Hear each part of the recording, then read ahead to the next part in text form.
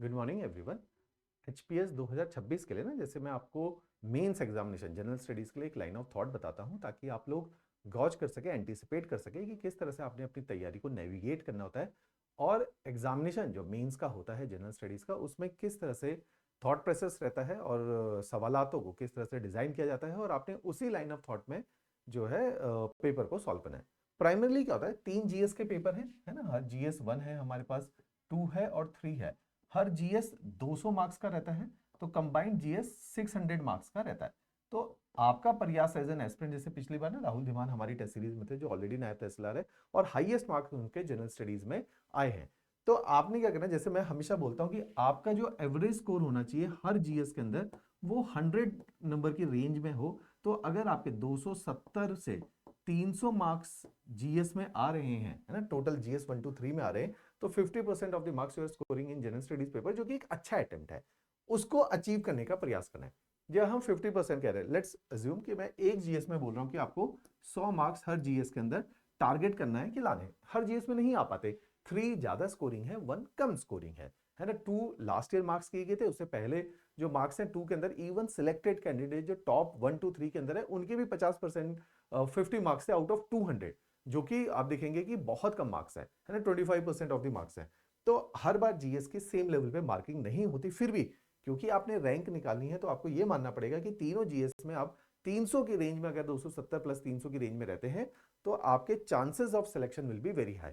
दूसरी बात, अगर आप 300 ले आते हैं तो आप एसडीएम की कैटेगरी में आएंगे, 270 लाओगे तो आप अन्य रैंक लाओगे। लेकिन अगर आपके ऑप्शन में बहुत ज्यादा मार्क्स नहीं, तो आपके चांसेस होंगे कि आप बाकी सर्विसेज में लैंड अप करोगे, लेकिन एसडीएम नहीं बन पाओगे।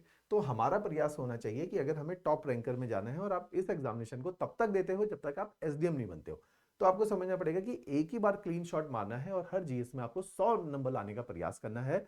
और क्योंकि ऑप्शनल हिमाचल के अंदर आप देखते हो बहुत डाइसी रहते हैं, किसी साल कोई ऑप्शनल बहुत रिवॉर्ड होता है, जैसे लास्ट ईयर सोशियोलॉजी को बहुत रिवॉर्ड किया, उससे एक साल पहले सोशियोलॉजी को बिल्कुल स्लॉटर कर दिया और जीरो सोशियोलॉजी से सिलेक्शन देखने को मिली। तो ऐसे ही हर ऑप्शनल अप एंड डाउन से गुजरता है हिमाचल में, और वो बड़ा रैंडम है। जीएस फिर भी जो है डिपेंडेबल है, उसमें एक कंसिस्टेंसी है मार्क्स देने में। इसलिए मेरे को लगता है कि किसी को अगर अपनी रैंक को इंश्योर करना है, तो वो जीएस पे अगर कंट्रोल कर ले, तो काफी हद तक उसको है कि एटलीस्ट ऑप्शनल में मार्क्स डिप हुए तो एटलीस्ट ही और she will get a certain rank. हो सकता है टॉप रैंक में नहीं आए, लेकिन एटलीस्ट एक रैंक इंश्योर करता है, बाद में जो है उसको इंप्रोवाइज किया जा सकता है। तो इस उद्देश्य से हम लोग जो है जीएस में जो है मार्क्स को टारगेट करेंगे। अब इसी के अंदर जब हम मार्क्स को टारगेट करेंगे, तो आपने क्या अप्रोच रखनी है। देखिए, जब जीएस का पेपर बनाया जा रहा है, आप ये मान के चलिए, इस साल का भी जीएस उठाइए, लास्ट ईयर का भी उठा लीजिए, जब 8 और 12 नंबर का पैटर्न आया, तो क्योंकि आपने देखा है कि जब आप पैटर्न को एनालाइज करेंगे, तो वहां से आपको एक चीज की रियलाइजेशन होगी कि 40 to 50% of the examination is directly the syllabus. Syllabus में जो शब्द लिखे गए जीएस 1 2 3 में, 40 से 50% पेपर एग्जैक्टली वही पूछा जा रहा है। और ये इजी कैटेगरी के क्वेश्चन है, कि ऐसा बहुत डिफिकल्ट कोई चीज नहीं पूछ ली है। अगर आप 50% पेपर में देखिए, लॉजिक क्या है, 50% का मतलब है कि यदि 100 मार्क्स का ये पेपर आया और आप इसमें एक अच्छा आंसर लिख रहे हैं, तो आप 4 या 5 मार्क्स ला रहे हैं आउट ऑफ 8, आप 6 से 7 नंबर ला रहे हैं आउट ऑफ 12, है ना। वैसे तो 8 8 और 9 9 नंबर भी मिले, लेकिन मैं एवरेज ले लेता हूं कि 50% मिला है। तो अगर आप 50% पेपर में आउट ऑफ 100 50 to 60 मार्क्स ले आ रहे हैं, तो ये एक अच्छा स्कोर माना जाता है। 60% एक अच्छा स्कोर माना जाता है। इसके अलावा अगर आप रेस्ट ऑफ दी 100 मार्क्स का जो पेपर है, जो लार्जली कैटेगरी मॉडरेट, मॉडरेट का मतलब है कि आप ये मान के चलिए कि 80 नंबर का पेपर मॉडरेट आएगा, और केवल 2 या 3 सवाल ऐसे होंगे जो बहुत रैंडम होंगे, जो आपने नहीं सुने होंगे, और 20 नंबर का पेपर जो है टफ कैटेगरी का आएगा या रैंडम होगा। ऐसा सवाल जैसे इस बार भी आप हिस्ट्री के अंदर देखेंगे, तो 2 3 ऐसे 2 क्वेश्चन ऐसे थे जो किसी को शब्द ही नहीं सुने हुए थे। ऐसे ही जब आप जीएस 3 के अंदर देखेंगे, तो 2 स्पेस के क्वेश्चन ऐसे थे जो बहुत रैंडम थे, तो बहुत अच्छे क्वेश्चन नहीं, तो इसमें बहुत अच्छा नंबर नहीं आएगा। तो रेस्ट ऑफ द पेपर में अगर आप 50% भी ला रहे हो, है ना, 40 to 50% मार्क्स ला रहे हो, डेट इज 4 आउट ऑफ 8 ला रहे हो, और 5 से 6 आउट ऑफ 12 ला रहे हो, तो आप एक ठीक स्कोर कर दे रहे हो। 50% स्कोर करे, 45 40 to 50, यहां पे आप 60% के आसपास की रेंज में स्कोर कर रहे हो। तो आपका कंबाइंड स्कोर जो है वो मिला के 100 मार्क्स की रेंज में चला जाएगा। 100 नहीं तो 98 आ जाएगा, 95 आ जाएगा, लेकिन एक डिसेंट स्कोर होगा।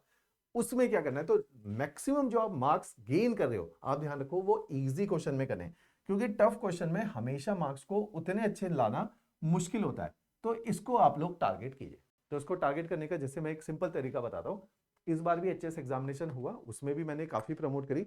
मेंस क्वेश्चन बैंक बहुत ही ऑर्गेनाइज्ड किताब है। जीएस 1 2 3 के जो बेसिक क्वेश्चंस है, जो सिलेबस वाइज आते हैं, जिनके अंदर जैसे एक मैं बता रहा हूँ डेमोग्राफी डिविडेंड एक सवाल इस बार जीएस थी में as it is, Gujarat doctrine तो मैं कई बार बोल चुका हूँ वीडियोस के अंदर, या नैम के ऊपर डायरेक्टली सवाल आया है, ग्रीन एनर्जी के ऊपर डायरेक्टली सवाल आया है, रिन्यूएबल एनर्जी के ऊपर डायरेक्टली सवाल आया हुआ है।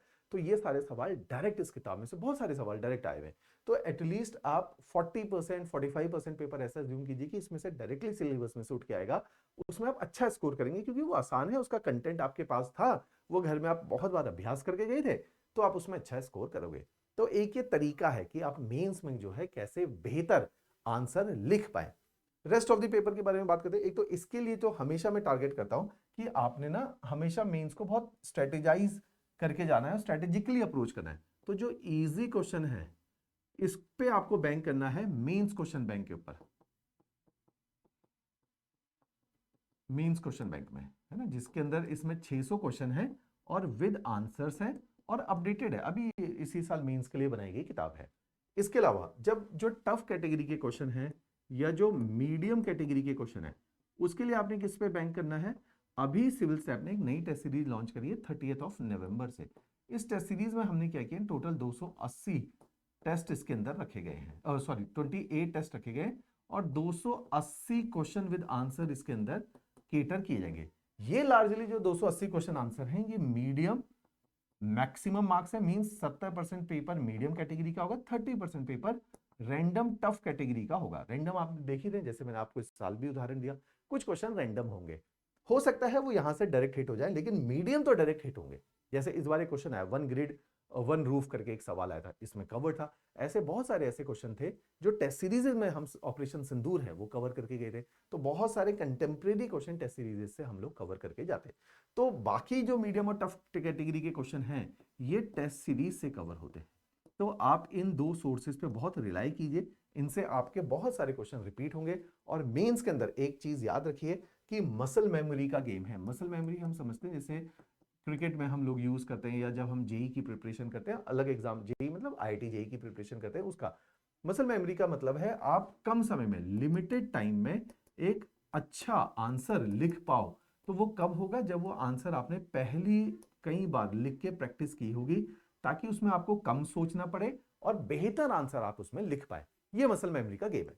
तो इस टेस्ट सीरीज के माध्यम से, इस बुक के माध्यम से आप पहले इतनी बार इन क्वेश्चंस को पढ़ लेंगे, उनको अपने हाथ से नोट्स बना लेंगे, ताकि वो क्वेश्चन जब रिपीट हो तो आप एक बेहतर आंसर लिखो, कम समय में आंसर लिखो। उससे क्या होगा, स्कोर आपका इंक्रीज होगा। आपको रैंक निकालने के लिए चाहिए कि आपका अगर 95 के आसपास की एवरेज में स्कोर आ रहा है, डेट इज जैसे इस बार राहुल धीमान के 291 के आसपास मार्क्स है, तो डेट इज क्लोज टू हर पेपर में 97 के आसपास मार्क्स है, तो वो एक अच्छा स्कोर है। आप लोग भी ला सकते हो, उसकी आंसर राइटिंग भी बहुत अच्छी है। हमने कई बार टेलीग्राम ग्रुप पे जो है उसके आंसर्स को भी शेयर किया गया है, ताकि लर्निंग आपकी हो।